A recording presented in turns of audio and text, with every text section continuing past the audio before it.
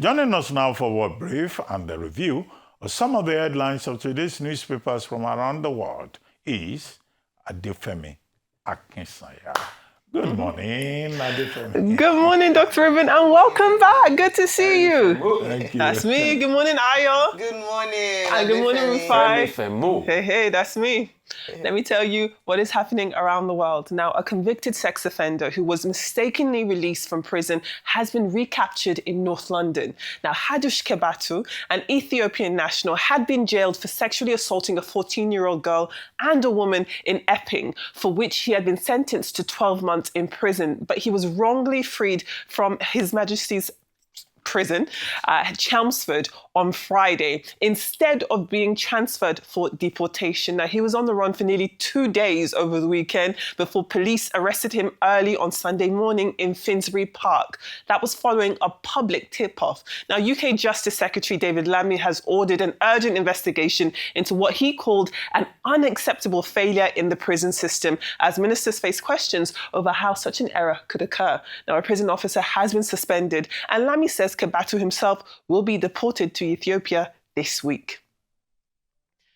Well, the arrests do continue, and that's as 2 men have been arrested in connection with the dramatic jewelry theft from the Louvre Museum in Paris. Now, authorities say both suspects, who are in their 30s and known to police, were taken into custody on Saturday evening. One of them was arrested at Paris's Charles de Gaulle airport as he attempted to flee the country. Now, the pair are believed to be part of the gang that pulled off that heist last week, in which precious crown jewels valued at around €88 million were stolen in less than 8 minutes. Investigators have collected hundreds of forensic samples and continue to hunt the remaining suspects and recover the missing pieces. Now, coming home to the African continent now, and former Madagascan President Andry Rajoelina, who was ousted in a coup last week, has been stripped of his citizenship by the new regime. Now, the new Prime Minister, Herin Salama Rajoelina, signed the order, citing local Malagasy laws which make a person ineligible for Malagasy citizenship if they take foreign citizenship. Now, Rajoelina did acquire French citizenship back in 2014, and it did become an issue during the 2023 election with calls for him to be disqualified. But he managed to overcome that and become president, holding both nationalities. Now, as we know, Rajoelina fled Madagascar earlier this month after weeks of Gen Z-led protests over water and power cuts and corruption. Now, his whereabouts remain largely unknown, but we do know that he was airlifted by a French military plane following threats against his life.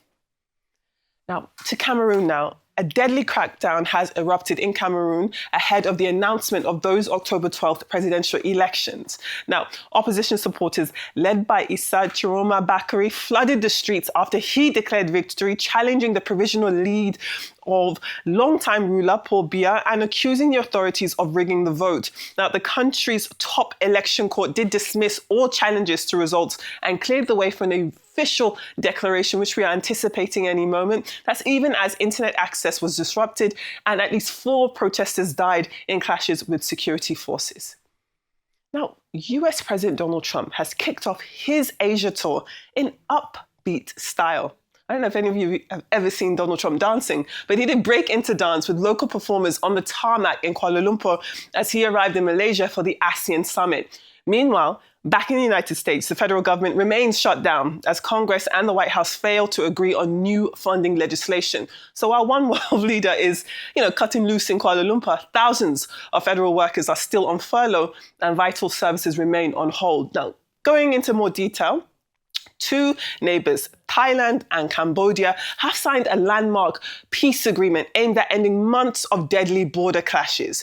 This is significant because the accord, which was signed with Trump as a witness, requires the withdrawal of heavy weapons, the release of prisoners, and the joint landmine clearance efforts. Now, Trump has claimed the deal was one of his major global diplomacy wins, saying it follows his threats to halt trade talks unless fighting stops between both of those countries. Well, I would love to hear your thoughts on the World Brief before we move on to papers.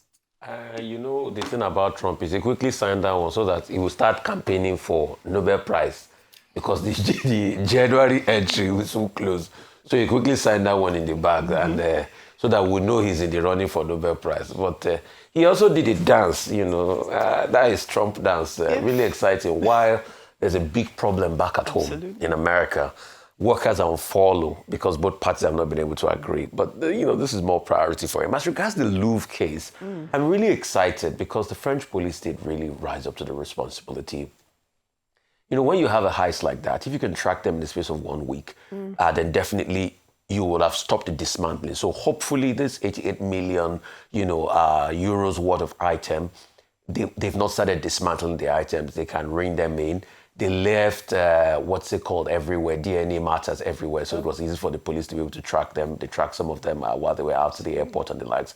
And that's a very good one. So you can now see how people, and I'm coming to Madagascar now, you can now see how people usurp the laws of the land when they are leader. So Rajoelina knew that you could not get a French citizenship and a Malagasy citizenship at the same time. But he usurped it because he was president. And the funny thing about Rajoelina is the fact that the same military that stood with him, that he used to fight, what's his predecessor, Marc Ravalomanana, it's the same military now that has booted him out. And that's why I'm scared for Madagascar. The military still runs things. Any country where you see the military having a big hold like this is very problematic. And we just hope that cool heads will prevail. And Pobia will think of the interests of Cameroon when they're going to announce the result. But Bakri, good one. Don't stop. Keep pushing. If you have a case, let's keep making it and let's see how this pans out. Thank you, Rufai. Well, for Bakri, it's always that toss-up between should he continue pushing at the expense of the lives of people. 4 people already have died, even though he has self-proclaimed and declared himself as winner. He said it's not against the law in Cameroon. But I then remember what happened in Nigeria, and then situations like this make you praise the decision of former President Goodluck Jonathan, who said that no life, no blood was worth the ambitions of any man. But then argument then comes, at what point do you fight for freedom? Because that's what the Cameroonians are saying, that their votes have been stolen by 92-year-old Paul Biya, who was hardly in the country to campaign during the elections. I think he attended one rally. Of course, his age and his health would tell on his ability to actually participate in the electioneering process. Bakri himself is not without, guilt in that way, because he served in this government. He was former government spokesperson. He defended the atrocities of the military at some point, even though he apologized for the role that he played. But what, at the end of it all, is that the will of the people should prevail. And that doesn't seem, people do not feel that's what's happening in Cameroon. And despite the court's injunction against them coming out to protest, they came out to protest. And of course, we see, what's happened now with 4 people losing their lives so far. I'm hoping that peace will prevail, but if you look at the antecedents, it doesn't look very prospective. Paul Biya has been in power, a sit-tight leader. Despite elections in Cameroon, he hasn't made much of a difference. People like Bakri are choosing to challenge him, and unfortunately, the lives of the people have had to be sacrificed for this. We'll keep up on updates until official results are announced in Cameroon. Okay, I think in the case of Cameroon, we should be worried that we're having a familiar pattern in Africa. What are these familiar patterns? The long-serving rulers trying to sit tight. Now, Paul Biya, who is the longest ruling head of state in the world, he has been there for 43 years, since 1982. If he's declared winner today, the Constitutional Court of Cameroon, which has the mandate to declare the winner, is supposed to do it today. It means that Paul Biya will be in that position till almost 100 years. Yes. That in itself is a disgrace. He was not even available for the campaign. They were using his effigy to campaign. The same kind of ridiculous situation that we have had in the election process in Uganda, with Yoweri Museveni shamelessly saying that it's the Gen Z generation that wants him back in power. And yet he was not physically fit enough to campaign for himself. That's the tragedy that the people of Cameroon are facing. Now, there is crisis in the far north with Boko Haram. There is crisis and violence in the Anglophone region, also in Cameroon.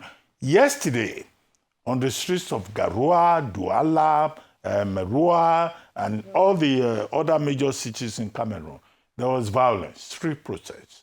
People were killed. 4 persons reportedly killed in clashes between protesters and the police. Our fear is as follows. 1, if Paul Biya imposes himself on the people, it's not going to solve any problem. There is unemployment, there is despair, there is trouble in terms of growth in Cameroon. And it will confirm the setitism that we talk about in Africa. 2, if he wins that election, will the violence continue? Are we going to witness a Côte d'Ivoire kind of situation and have an outbreak of violence with tragic consequences for the people of Cameroon? 3, the pattern we have also seen is that, the military may intervene. That again will not be good for democratic consolidation in Africa. Which takes me very quickly to the issue in Madagascar, where, the new military leadership that took power after Colonel Randrianirina said that his CAPSAT unit will not support the government. And Rajoelina had to flee on October 11, and the colonel took power on October 14. The basic issue is about protests over water, over bad governance. And that in itself, while it is a lesson, the situation in Madagascar is not a good indication for democratic progress in Africa. Now, the whole issue is that Rajoelina took citizenship of France in 2014, and then he won the election in November 2023, which the opposition boycotted. And now they say, okay, he has to get out of the place. Our concern with regard to Madagascar should be about the plight of the people who were complaining about water cuts and deprivation in that particular country. How does that country move forward? We do not see it. Now, as to the Louvre in Paris, where some 4 persons stole, crown jewels, and also the situation also in England, where somebody escaped from the prison, Now, the situation in England with regard to the fellow that escaped from the is it the Chelmsford prison. Yes. He was wrongly released. Now, and then in the Louvre, the museum, the most visited world museum. Now, the issue is about negligence on the part of government. The man was released from the Chelmsford prison. It was a mistake. But it draws attention to those people who are arguing about immigration, about illegal migrants in England, and saying that these people will come here and cause problems. We criticize Madam Jemama. What's that his name now? Kemi Badenoch. Yeah, Kemi Badenoch. We criticize her, but she can find it as a justification to say that illegal migrants, they will come and cause havoc. This Algerian, I think is he from Algeria? The man Ethiopian. In Ethiopia, yes. He raped 2 women, including a 14-year-old. He touched them inappropriately. That he harassed. Yes, and now assault. He mistakenly escaped from prison. So they will have justification. But the major issue is about failure of protocol of government processes at Chelmsford, HMS Chelmsford prison. It is the same thing at the Louvre Museum in France. They said that the CCTV cameras were not working. The ones that were working were weak and aging. And within less than 8 minutes, in fact, within 4 minutes, they stole crown jewels, including jewels of the Queen of Napoleon III. So it's not only in Nigeria that you have these failures. Yeah. What it means is that systems fail in other parts of the world as well. And the whole point that I want to make about that is that sometimes we're too hard on ourselves. In Britain, we are just saying that they made mistake. They released the wrong person.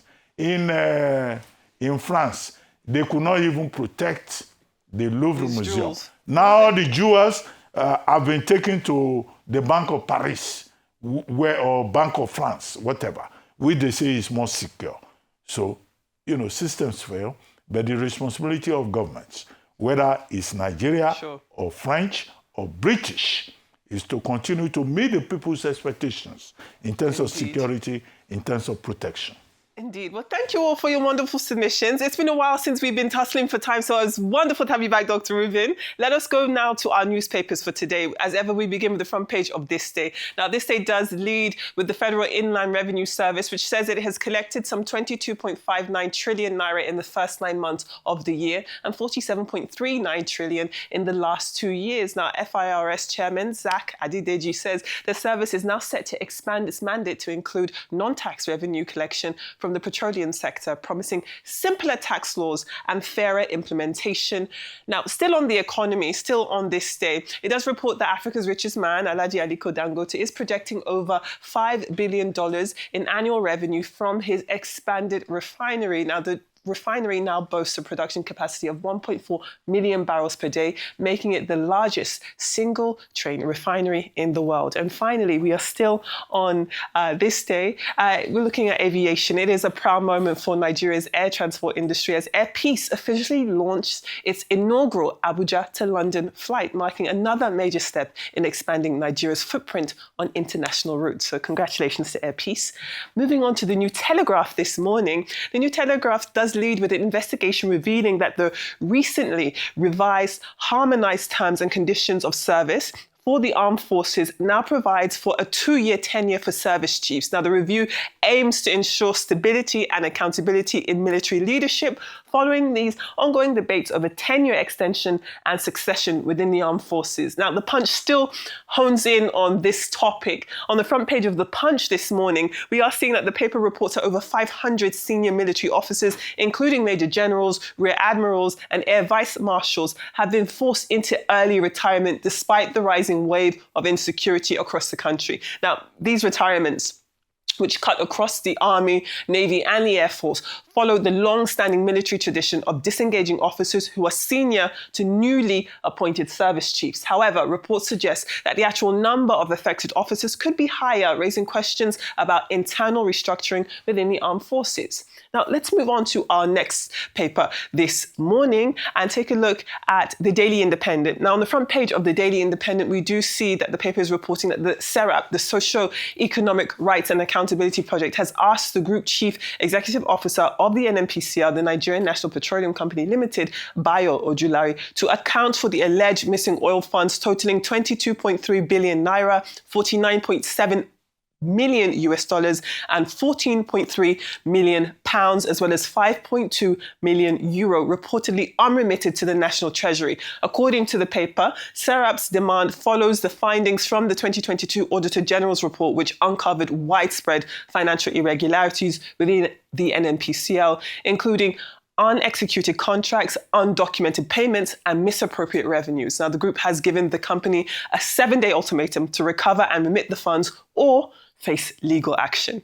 Let's move on to the Vanguard this morning. The Vanguard does leave a report that the organised private sector of Nigeria has kicked against the Senate's proposed amendment to the NSITF Act, warning that it's a move to politicize workers' social protection funds. And the group says that the amendment could weaken transparency and accountability in the funds management. Let's move on to our next paper and take a look at the front page of the Nigerian Guardian this morning. Now, on the front page of the Guardian, the paper does report that 767 local government areas are without active websites amid autonomy issues. And that is, if we're looking at the windfall, that is 3 trillion naira. So clearly there is a discrepancy there. Local governments have received some 8.93 trillion naira since 2023. So to see that there is this gap in connectivity and working websites is quite concerning. Let's move on to our last paper, which is the UK's Guardian. And it does lead with a story that we took. Their picture headline does show the Ethiopian, a man who was wrongfully released from prison, now being apprehended in North London in Finsbury Park. But the story there is looking at the NHS and how it needs an extra £3 billion to avoid rationing care. So that is another stark warning to Rachel Reeves, the UK Chancellor. She has to jig these numbers very well because the health of the British public is at risk. Those are your papers from Nigeria and around the world.